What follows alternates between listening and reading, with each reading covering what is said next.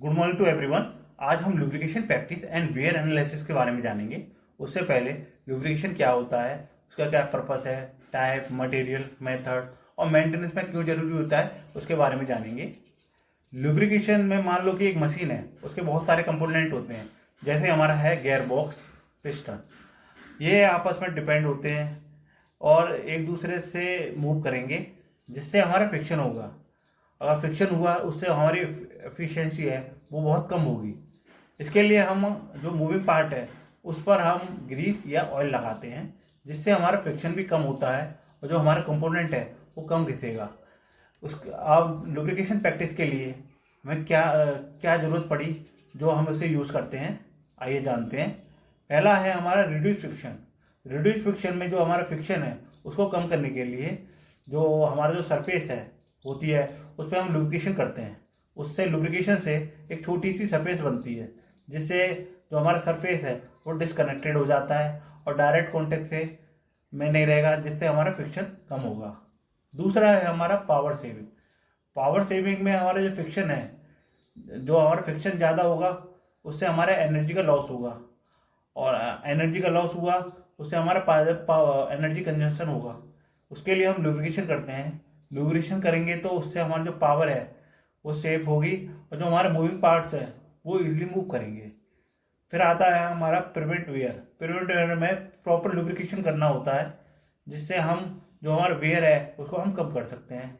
Life of machine में हम proper lubrication करते हैं जिससे टाइम टू टाइम लुब्रिकेशन करेंगे जिससे हमारी जो मशीन की लाइफ है वो इंक्रीज होगी। Prevent others. प्रिवेंट अदार्स में जो हमारा जो मटेरियल है जो जो अपोजिट डायरेक्शन में मूव करते हैं या सेम डायरेक्शन में मूव करते हैं, या मान लो एक मटेरियल है उसका माइल्ड स्टील का है, दूसरा मटेरियल हमारा कास्ट आयरन का है, वो आपस में चिपकते हैं। अगर चिपकेंगे तो उसको हम लुब्रिकेशन करेंगे तो उसको हम इजीली मूव करा सकते हैं। फिर आता है हमारा distribution of the load. Distribution of the load का मतलब होता है जहाँ हमारा हैवी पॉइंट है या हमारा लोड टच है या अनइवन लोड है तो उसके लिए हम लुब्रिकेशन करते हैं।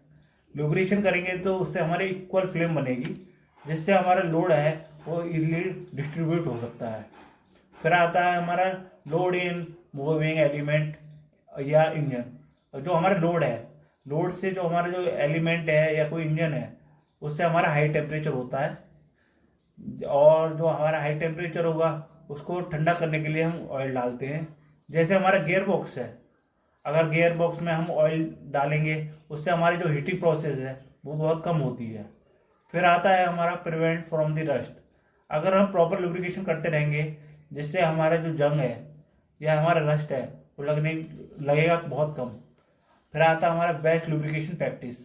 अगर हमारा जो बेस्ट लुब्रिकेशन प्रैक्टिस में कोई कंपोनेंट है या कोई एलिमेंट है या मटेरियल है, सबकी अलग अलग प्रॉपर्टीज़ होती हैं और जो अलग अलग प्रॉपर्टीज़ होती हैं ऐसे ही लुब्रिकेशन की भी अलग अलग अलग प्रॉपर्टीज़ होती हैं। जैसे हमें कहाँ यूज़ करना है, कैसे यूज़ करना है। जैसे ऑयलीनेस। ऑयलीनेस में हम ऑयल है उसको सरफेस पे डालते हैं जिससे हम जो हमारा मटेरियल है उसको हम इजीली मूव करा सकते हैं। फिर आता है हमारा विस्कोसिटी। विस्कोसिटी में जो हमारी ऑयल की सरफेस है वो ज़्यादा फैलती है या कम फैलती है। जिसकी विस्कोसिटी हमारी कम होगी उसमें हमारा ऑयल है जो सरफेस पर ज़्यादा फैलेगा।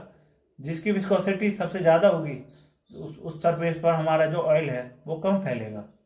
Flash point. फ्लैश पॉइंट में जो हमारा लुब्रिकेशन है वो वेपर में कन्वर्ट होने लगता है। अगर हम प्रॉपर लुब्रिकेशन पे ध्यान ना दें तो अगर टाइम निकल जाए तो वो हमारा जो टेम्परेचर हाई होगा, अगर टेम्परेचर हाई हुआ तो वो हमारा फायर पॉइंट पे भी जा सकता है और जो हमारा लुब्रिकेशन है वो हमारा जलने लगेगा। फिर आता है हमारा पोर पॉइंट। पोर पॉइंट में जो हमारा लुब्रिकेशन है, जो लुब्रिकेशन में हम जो टेम्परेचर को इंक्रीज करेंगे या डिक्रीज करें जिससे हमारी जो विस्कोसिटी है वो कम होगी। विस्कोसिटी कम हुई तो उससे हमारा ऑयल है वो पतला होगा। मान लो कि हमारे कोई ठंडे इलाके में है और जिससे टेम्परेचर बहुत डाउन जा रहा है और जिससे हमारा ऑयल फ्लो है वो बहुत कम होगा या कभी रुक रुक के आएगा जिससे हमारे इंजन पर अफेक्ट करेगा और जिससे हमारा पोर पॉइंट भी आने की संभावना होती है। फिर आता है हमारा केमिकल स्टेबिलिटी। केमिकल स्टेबिलिटी में हम जो हमारा केमिकल है उसको रिएक्शन करने से रोक सकते हैं। अगर हम जो हमारा केमिकल है वो लुब्रिकेशन से रिएक्ट ना करे, और उसके लिए हमें केमिकल स्टेबिलिटी होनी जरूरी होती है। अब लुब्रिकेशन जनरली हम 3 टाइप्स के होते हैं। पहला होता है हमारा लिक्विड। लिक्विड में हम मान लो कि ऑयल। फिर होता है हमारा सेमी सॉलिड। सेमी सॉलिड में हमारा मान लो ग्रीस। फिर आता है हमारा सॉलिड। सॉलिड में मान लो हमारा ग्रेफाइट, माइका, बैग्स या soap stone.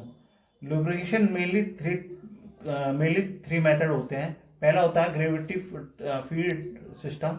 Gravity feed system में जो ग्रेविटी है उसका यूज़ किया जाता है, जो ग्रेविटी का यूज़ किया जाता है, जैसे हमारा है ऑयल कप। दूसरा होता है हमारा force feed system. Force feed system में जो लुब्रिकेशन है उसको एक्सटर्नल फोर्स दिया जाता है। उसकी एक्सटर्नल फोर्स की यूज़ की वजह से हम, जैसे हमारा है प्रेशर, ग्रीस, कप। थर्ड होता है हमारा फ्लैश मेथड। फ्लैश मेथड में, जैसे फ्लैश मेथड का मतलब होता है कि हम लुब्रिकेशन को छींटे डालकर दिया जाता है या स्प्रे किया जाता है। जैसे हमारा रिंग ऑयल। रिंगिंग ऑयल में जैसे जैसी हमारी रिंग घूमेगी, जो रिंग घूमेगी तो रिंग हमारी जो ऑयल बॉक्स से ऑयल लेगी, ये होता है। अब बात करते हैं वेयर एनालिसिस के बारे में। उससे पहले हम उसका आउटलाइन करेंगे, जैसे कि उसका इंट्रोडक्शन, स्टेज, कॉजेज और उसका इफेक्ट, और जो उसके फैक्टर हैं जो हमारे जो वेयर एनालिसिस पे क्या क्या हुए उसके बारे में पढ़ेंगे। मान लो कि हमारे पास 2 मटेरियल हैं, ए और बी, और जो मटेरियल बी है वो हमारा सॉफ्ट है as compared to material A. Material A और बी के अपर पार्ट को हम इनरेगुलरिटी होती है, जहाँ पर हम अपर पार्ट को हम स्ट्रॉस कहते हैं और जो लोअर पार्ट है उसको हम वैली कहते हैं। हम पार्शली देखें तो जो हमारा जो जो मटेरियल है वो परफेक्ट नहीं होता, ना ही स्मूथ होता।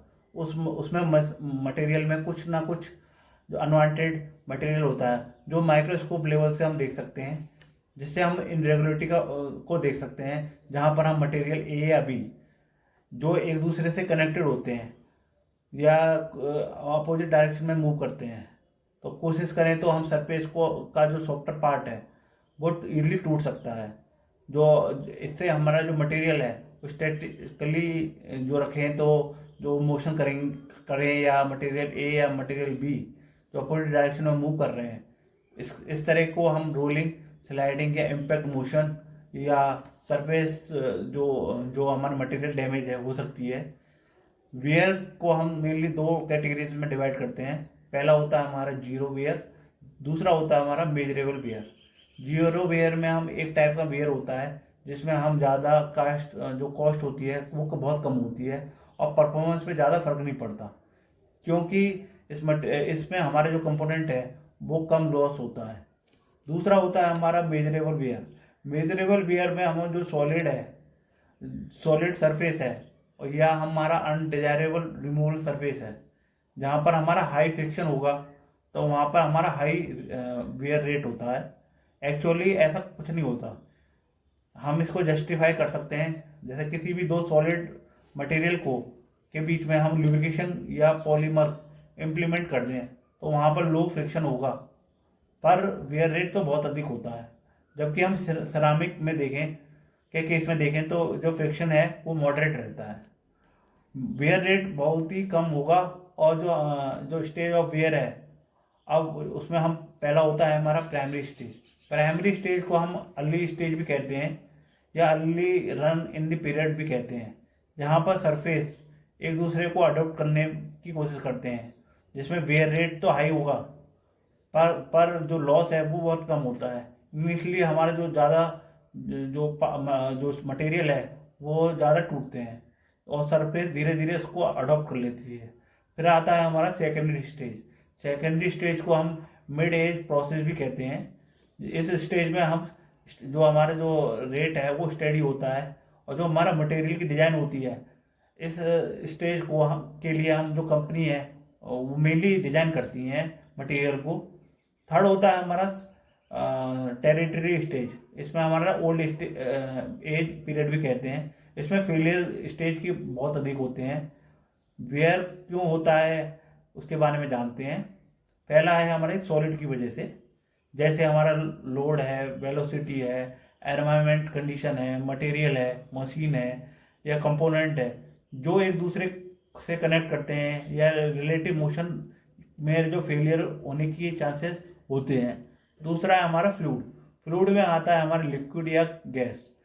इसमें होता है हमारा जैसे प्रेशर हुआ, वेलोसिटी हुआ, एनवायरमेंटल कंडीशन हुई।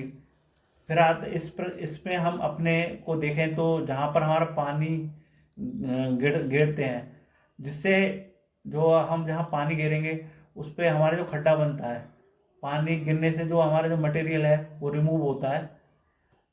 इसको हम फ्लूइड डैमेजेस बेयर्स कहते हैं। अब बात करते हैं अफेक्ट ऑफ बेयर्स। उसमें हमारा आता है पावर लॉस, फ्रिक्शन इसमें ज़्यादा होगा और एनर्जी भी ज़्यादा होगी। दूसरा होता है हमारा ऑयल कंजम्पशन। अगर हमारा ऑयल कंजम्पशन किसी भी सिस्टम को या कंपोनेंट है उसमें बेयर हो, तो जहाँ पर पॉसिबिलिटी ये होती है कि लीकेज होगी, जो सप्लाई ज़्यादा होगी और जो ऑयल की कंजम्पशन है वो भी ज़्यादा होगी। फिर आता है हमारा कॉस्ट ऑफ कंपोनेंट। अगर बेयर ज़्यादा होगा तो कंपोनेंट की कॉस्ट भी बढ़ेगी और जो प्रोडक्शन कॉस्ट भी बढ़ेगी और इकोनॉमिकली कॉस्ट हमारी इंक्रीज होगी, जिससे हमारी जो इंडस्ट्री है उस पर फर्क पड़ेगा। फिर आता है हमारा फैक्टर अफेक्टिंग वेयर एनालिसिस में जाने तो पहला आता है लोड या प्रेशर। इसमें हम कम लोड डालें या कम लोड में जो बेयर करें तो उसमें हमारे जो वेयर रेट होती है वो बहुत कम होती है।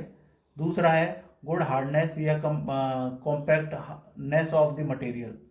इसमें हार्डनेस होती है वो अच्छी होती है, जिससे हमारा जो वेयर होगा वो बहुत कम होगा।